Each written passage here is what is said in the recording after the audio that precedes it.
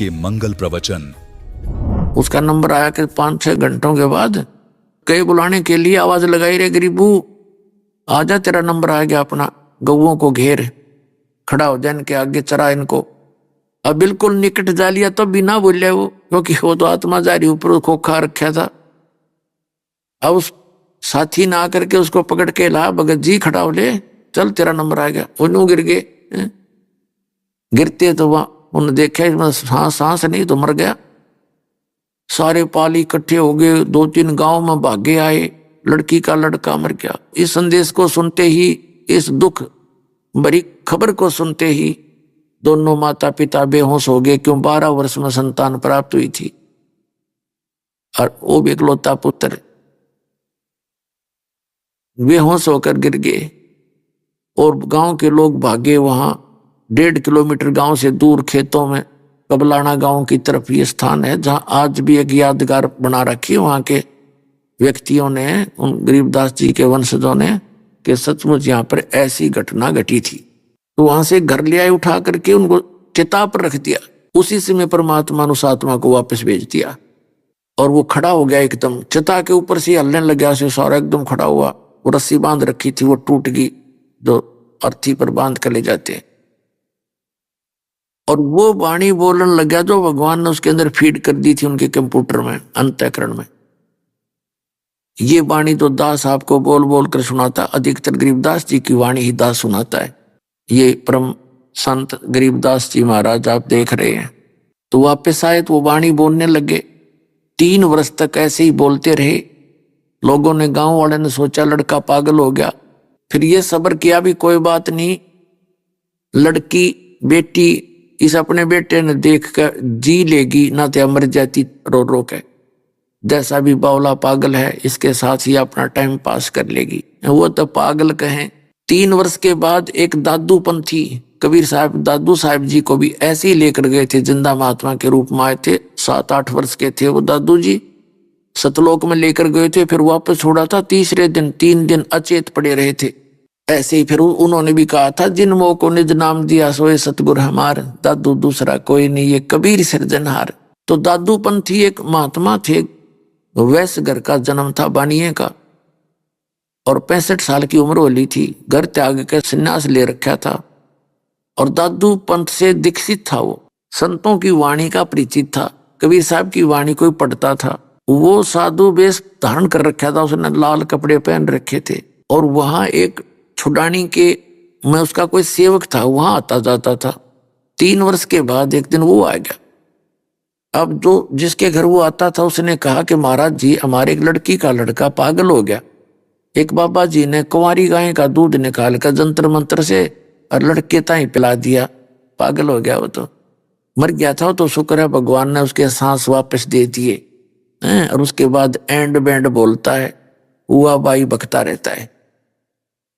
और कहते हैं संतों की विद्या को संत ही ठीक कर सकते हैं। तो दादू पंथी गोपाल दास ने कहा कि बुलाओ उस बच्चे को, देख लेता हूं। ये थोड़े बहुत झाड़े झूड़े लाने का काम ये तकरीबन सीख लेते हैं, रोटी खाने का ब्योतिन का खूब हो जाता है। तो वो गया, उस लड़के के नाना जी के पास गया, गरीबदास जी के नाना जी के पास। शिवलाल नाम था, शिवलाल। और 5-7 बुजुर्ग से आदमी लेकर बच्चे ने महात्मा के पास आ गए। गोपाल दास जी ने पूछा कि बच्चा, वो कौन था जिसने तेरा जीवन नाश कर दिया, बर्बाद कर दिया? क्या नाम था उसका? क्या पिला दिया तेरे को? तब गरीबदास साहिब जी ने कहा कि बाबा जी, मुझे बर्बाद नहीं, उसने आबाद कर दिया। हम सुल्तानी नानक तारे दादू को उपदेश दिया, जात जुलाहा भेद न पाया, वो काशी माहे कबीर हुआ। अलल पंख अनुराग है सुन मंडल रथीर, दास गरीब उधार दिया मोए सतगुरु मिले कबीर। अनंत कोट ब्रह्मंड का एक रति नहीं भार, सतगुरु पुरुष कबीर हैं ये कुल के सिरजनहार। अब परमात्मा ने तो जड़ी लगा दी अमृतवाणी की, डटे नहीं डटे। तेज पुंज तन दे धर कर इस विधम को भेंट ही, अरस कुरस पर ऊपर रहते हैं परमात्मा, वहां से चल कर आते।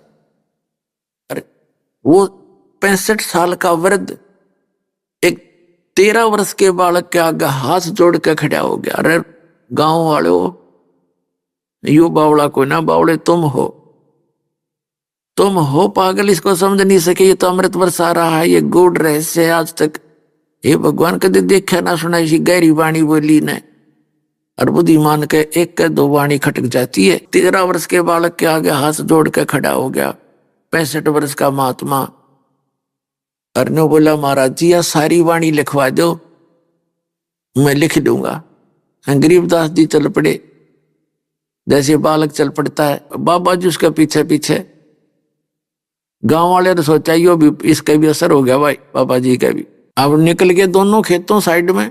गांव वाले बोले तो बुरी बला है गरीब इस बच्चे में तो भाई कोई। बाबा जी का भी असर कर दिया इसने, इसके साथ ही हो लिया। तीसरे दिन गरीबदास जी ने सभी करती दीख, बाबा जी बात सुन ले, जब सारी तो लिखे तो मैं लिखवाऊं, कदे बीच में बात जो छोड़ के फिर बात नहीं बनेगी। तो गोपाल दास ने कहा महाराज मैं तो कति फरी हो रहा हूं घर तक, मन तोर काम में नहीं। तो गरीबदास जी का एक बेरी का वो था बाग, उसमें एक जंडी का पेड़ था। उस जंडी के पेड़ के नीचे बैठ के मार्च में शुरू किया था उन्होंने, फागुन में समझ लो स्टार्ट में, और 6 महीने तक वो लेखन कार्य गरीबदास जी बोला करते, वो लिखा करते। जब भी घर के काम तो फुर्सत मिल जाती, जब आ जाती तो पुण्यात्मा वो अमृत ज्ञान आज परमात्मा ने पुनः इसलिए गरीबदास जी के द्वारा अपने महिमा की वाणी को पुनः प्रकट करवाया कि जो कबीर पंथ है इसमें काल के दूत घुस गए और इन्होंने अपने अपने हिसाब से उसमें काफी परिवर्तन कर लिया। जैसे आप कबीर साखी पढ़ते हो, कबीर साखी में कहीं पर ऐसा है कि सत नाम रटते रहो जब तक घट में प्राण।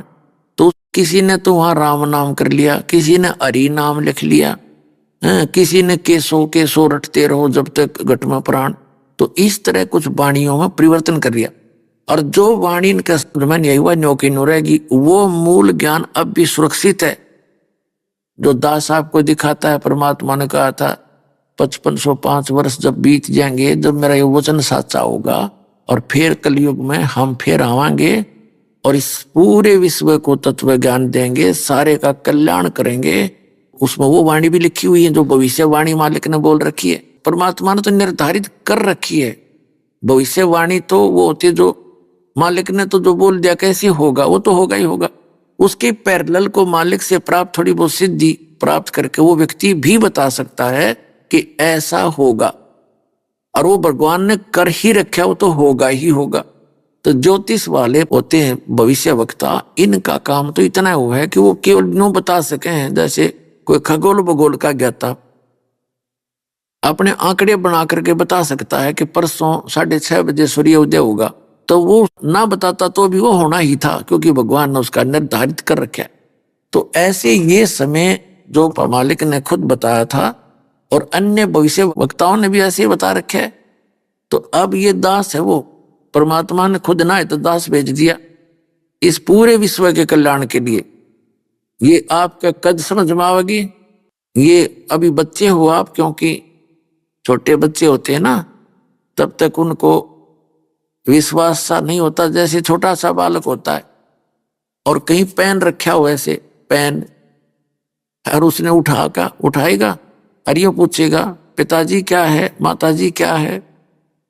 अब पिताजी कहेगा बेटा पेन है, पेन है, फिर वो कहेगा पेन है, फिर पिताजी कहेगा पेन है, वो उसको, क्योंकि वो समझ नहीं पा रहा पिताजी कहना कि चाह रहा है, और उसको ये भी ऑब्जेक्शन नहीं है कि पिताजी कुछ झूठ बोल रहा होगा। वो बच्चा उसको रख कर चला ही जाता है, वो ए करके रख ही जाता है, अर्थात वो समझ नहीं पाता ये वस्तु क्या है, पिताजी क्या कहना चाहे। और जब वो बड़ा हो जाता है, उसकी बुद्धि मैच्योर हो जाती है, पिताजी कहता बेटा वो पेन लाना, बेटी वो पेन ला, उठा के भागा जाएगा बच्चा और पेन ला के दे देगा, ले पापा। और पहले वो पेन ने ना समझ मारा तो आज पूरे विश्व का है, या थोड़े से दिन में मिटा दूंगा और फिर समझ में आओगे।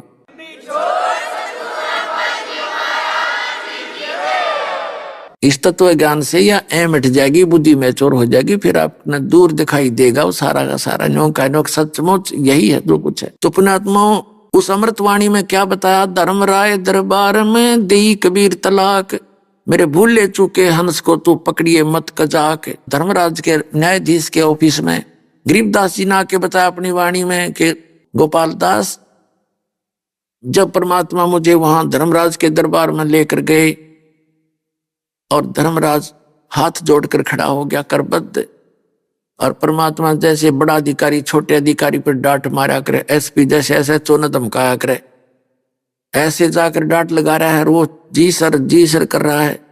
गरीबदास जी बता रहे, आंखों देखा धर्मराय दरबार में देई कबीर तलाक, मेरे भूले चुके हंस ने तू पकड़िए मत कजाक। बोला पुरुष कबीर से धर्मराय कर जोड़, और तेरे हंस न पकड़ो ने मन 2 लाख करोड़। हे परमात्मा, आपके हंस को मैं नहीं पकड़ूंगा। परमात्मा ने कहा कि मेरे भगत का तू लेखा जोखा भी मत करना, और गलती से आ जा तो मेरे पास भेज देना। तो धर्मराज ने कहा कि परमात्मा, आपकी शरण माने से पहले इसके गुड और बैड अकाउंट दोनों होते हैं, तो इसके जो बैड अकाउंट में इसके बुरे संस्कार हैं उसके अनुसार तो दाता मैंने सदा सुनानी पड़ेगी, मेरी मजबूरी है, उसका कोई विकल्प बताओ। तो परमात्मा ने कहा कि कर्म भ्रम ब्रह्मंड के मैं पल में कर दूं नेस, उनको क्रॉस मार दूंगा, और जिन हमारी 2 दिशो करो हमारे पेश। बोल सतगुरुदेव।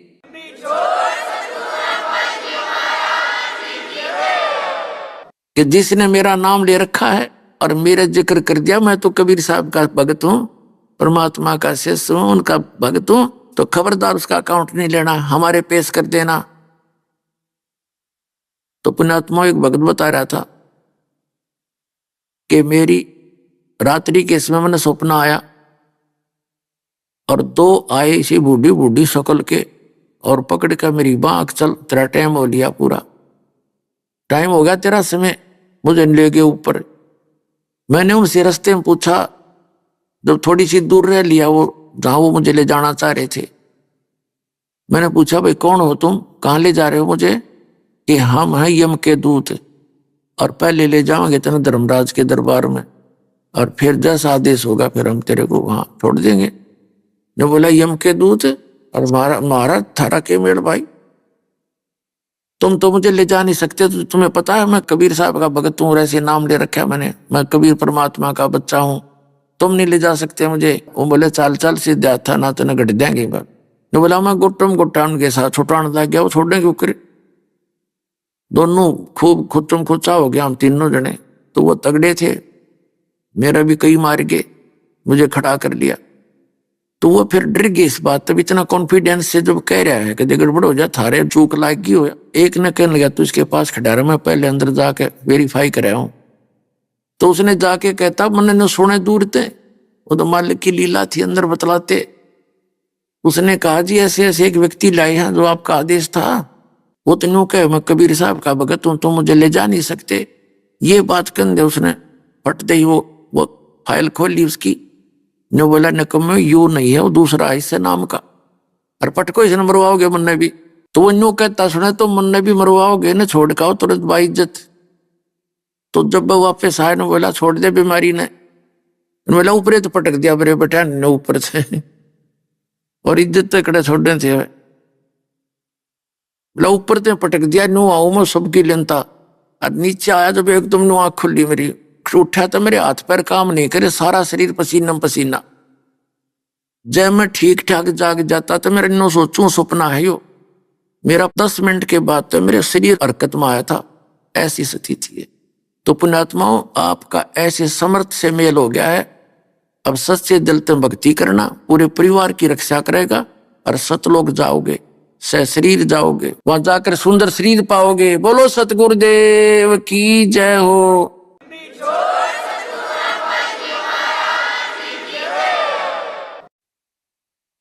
परम पिता परमात्मा पूर्ण ब्रह्म सारी सृष्टि के रचनहार कुल मालिक कबीर परमेश्वर जी, अल्लाहु Akbar, great God, complete God Kabir परमेश्वर जी की असीम रजा से आप पुण्यात्माएं सत्संग सुनने के लिए उपस्थित हुए। मानव जीवन का मिलना अति दुर्लभ है। पुण्यात्माओं, आध्यात्मिक ज्ञानहीनता के कारण हम अपने मानव शरीर को, इस मानव जीवन को संसारिक कार्यों में ही नष्ट कर जाते हैं, जबकि इस मानव शरीर का एक विशेष कार्य परमात्मा ने बताया आकर के कि मनुष्य जीवन केवल परमात्मा की भक्ति के लिए प्राप्त हुआ है।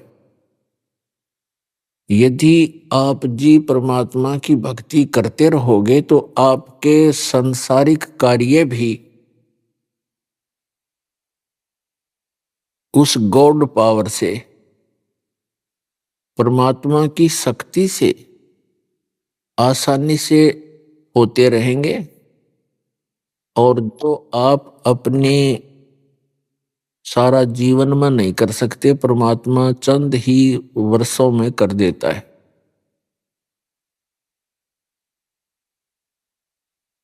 चाहे पृथ्वी का राजा हो, कितना धनी व्यक्ति हो, जब वो अपने प्रयत्न से थक लेता है और जहां भी कोशिश करता है उसको उल्टा ही पड़ता है, तब वो भी परमात्मा से ही अर्ज करता है। तो इसलिए परमात्मा कहते हैं यदि आप जी पहले ही मेरे से संबंधित हो जाओगे, मेरी पावर का कनेक्शन आपको मिल जाएगा, तो आपको फिर सदा वो सुख मिलता ही रहेगा जो परमात्मा देता है। जब हम दुखी होते हैं परमात्मा की खोज करते हैं। आत्मा को ये पूरा ज्ञान है कि जो सुख भगवान दे सकता है वो इंसान नहीं दे सकता। चाहे राष्ट्रपति से भी आप मेल कर लो, उसकी भी असमर्थता होती है, लेकिन परमात्मा की डिक्शनरी में, परमात्मा के शब्दकोश में असंभव शब्द नहीं है।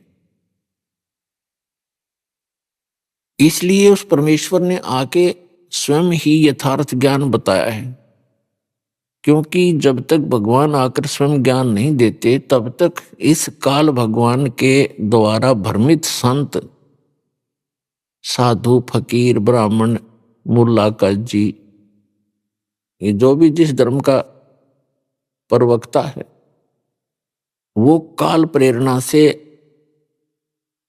और अज्ञानता के कारण वो इस काल भगवान की ही महिमा बताता है, जो ना सुख दे सकता है, केवल दुख ही दे सकता है।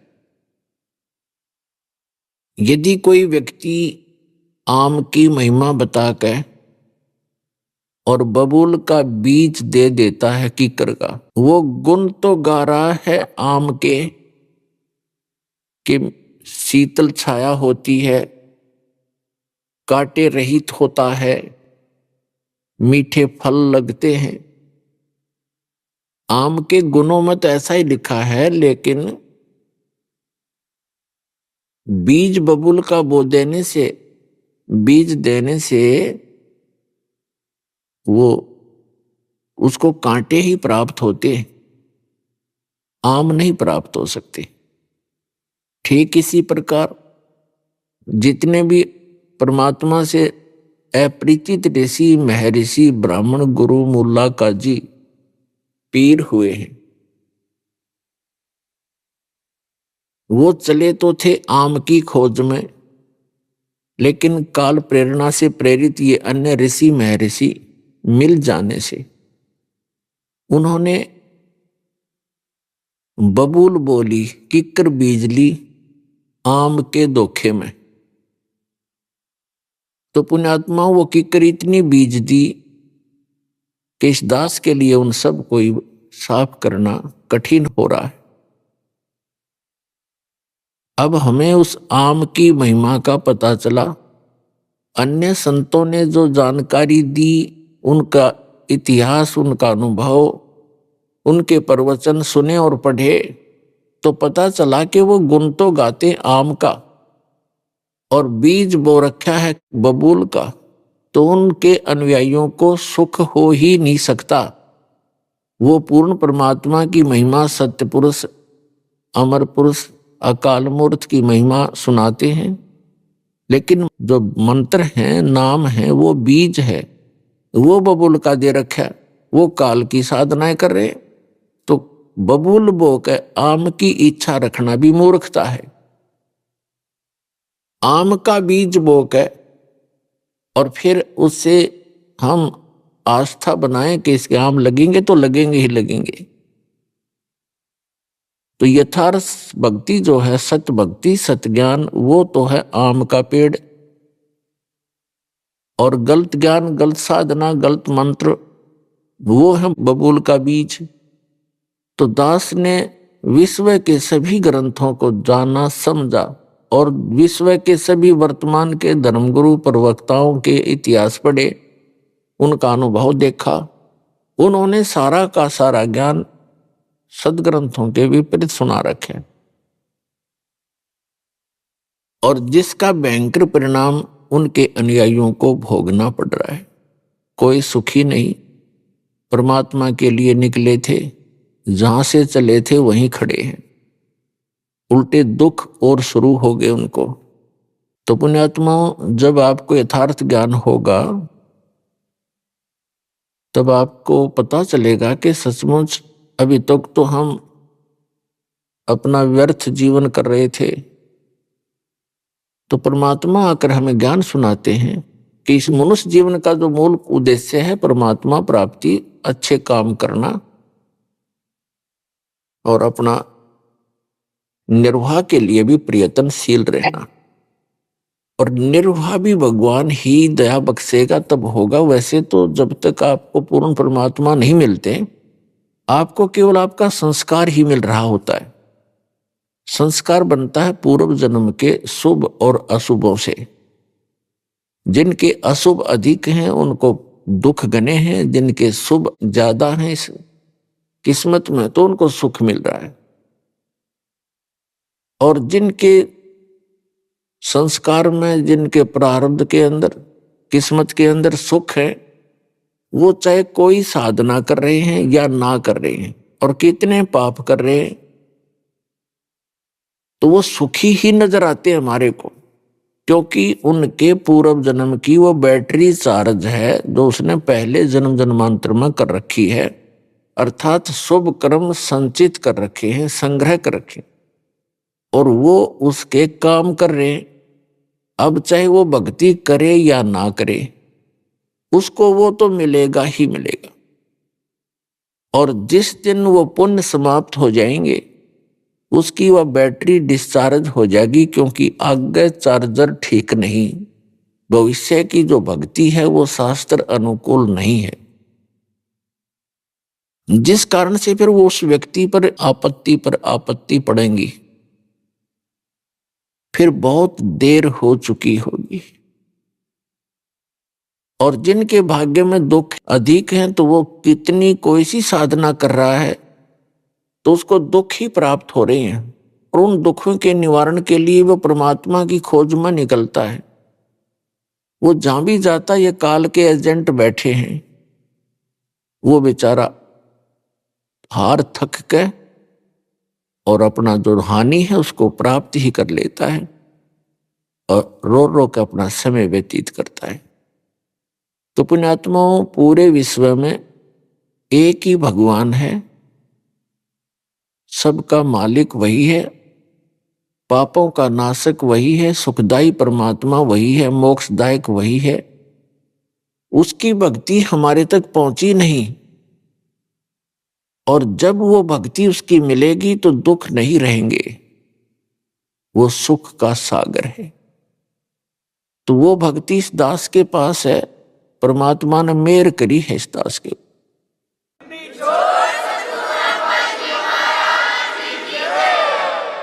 और इस काल ने इतने ये अज्ञानी संत छोड़ दिए, ये इस भक्ति का, इस मार्ग का विरोध करने पर तुले हुए हैं। क्योंकि वो जनता के हितैषी नहीं, शत्रु हैं, शुरू से ही शत्रु का काम कर रहे हैं। और इस मार्ग में जो बाधा कर रहे हैं परमात्मा के में, तो वो एक घोर पाप को इकट्ठा कर रहे हैं, बाद में पछताएंगे वो। तो इसलिए आप जी का कर्तव्य बनता है कि प्रत्येक प्राणी को, अपने मित्र को, भाई को, बहन को, रिलेटिव को समझाएं, काल के जाल से निकालो उनको। वो भयंकर दुख का सामना कर रहे हैं और इस मनुष्य जीवन को नष्ट करके आगे जो उनके ऊपर कहर टूटेंगे, वो पुण्यात्माओं अभी पता नहीं उनको। और इस परमात्मा की शरण में आने से वो हर दुख से छूट जाएंगे। एक प्राणी को उस गलत साधना से हटाकर इस कबीर परमेश्वर के इस सत्य मार्ग से जोड़ने का इतना पुण्य है उस व्यक्ति को, जो उसको वहां से सुलझा समझा के भगवान के दरबार में ले आता है। इतना पुण्य होगा जैसे करोड़ गौओं को और हत्थे में कटते हुए बचा दी जाए, करोड़ गायों को कसाई से छुटवा दिया जाए जो काटने को तैयार है।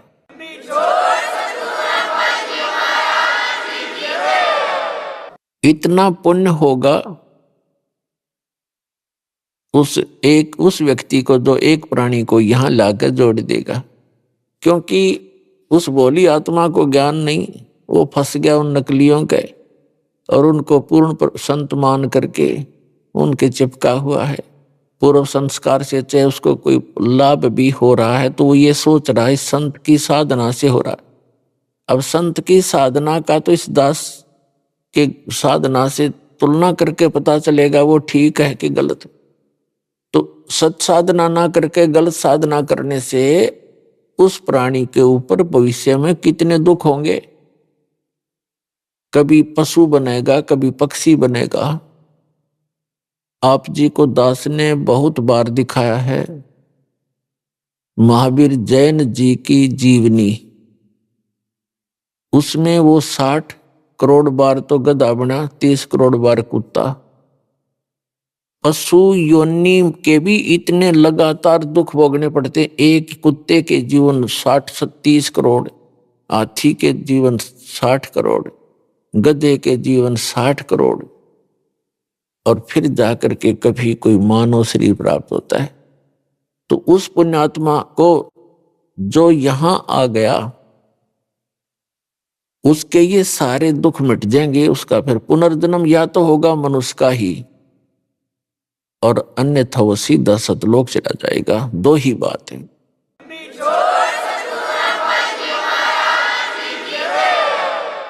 लेकिन दास ये प्रार्थना करेगा कि पुनर्जीवन मनुष्य का भी ना प्राप्त करने की इच्छा रखना, या इच्छा दासी जम की खड़ी रहे दरबार।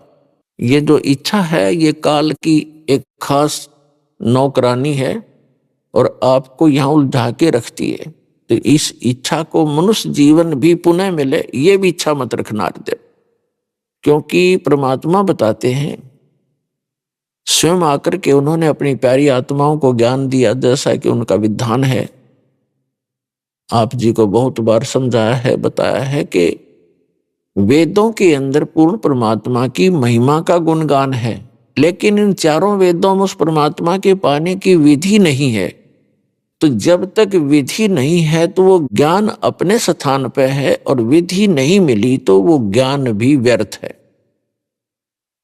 इसलिए गरीबदास साहिब जी ने कहा कि 4 वेद और पुराण 18, 4 वेद और पुराण 18 ये एक उज्जड़ घेरा है।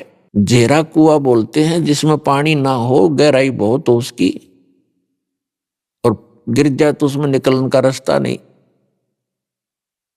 ना मरे ना जीवे।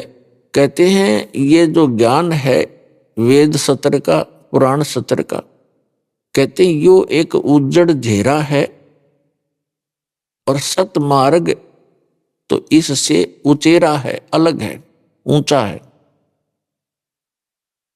ये उजड़ जेरा क्यों बताया? क्योंकि इसमें महिमा तो है परमात्मा की, लेकिन उसके पाने की विधि नहीं है। जैसे कुएं में पड़ गया, किसी ने पता तो कुएं में गिर गया, नशे में गिर गया, और साधन बाहर निकलने का है नहीं, तो उस ज्ञान का क्या फायदा कि मैं कुएं में पड़ा हूं?